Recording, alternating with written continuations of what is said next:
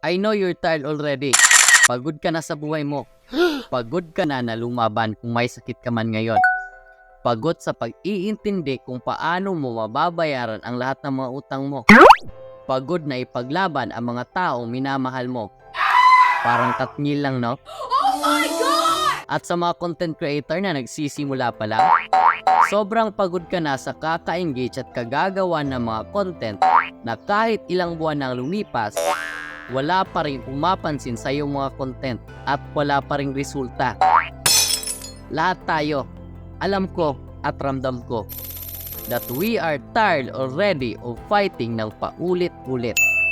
Mahirap pa rin kami, wala pa rin nangyayari sa pag-content ko, di pa rin ako monetize, punong-puno at lubog pa rin ako sa mga utang ko.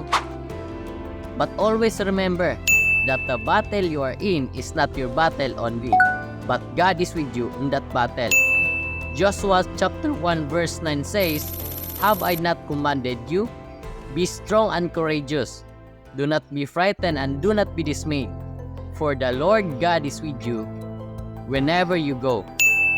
Si Lord ang kasama natin, and He will fight for us. Napansin nyo ba? Sometimes, instead of choosing the battle chooses you. You will start questioning kay Lord, kung bakit ako, Lord?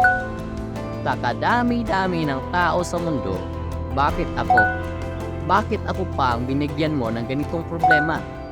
Dahil kung pwede pa lang na made to order lang talaga ang problema, ayoko talagang mag-order. Yes!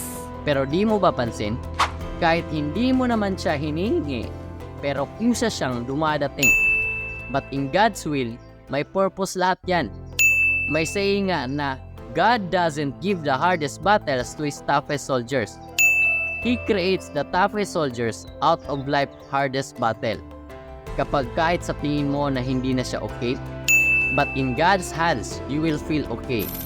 Isaiah chapter 41 verse 10 says, "So do not fear, for I am with you. Do not be dismayed, for I am your God. I will strengthen you and help you.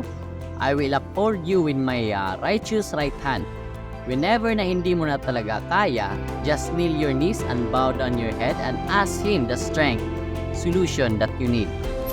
Mark chapter 11 verse 24 says, "Therefore I say to you, whatever you pray and ask for, believe that you will receive it, and it will be so for you."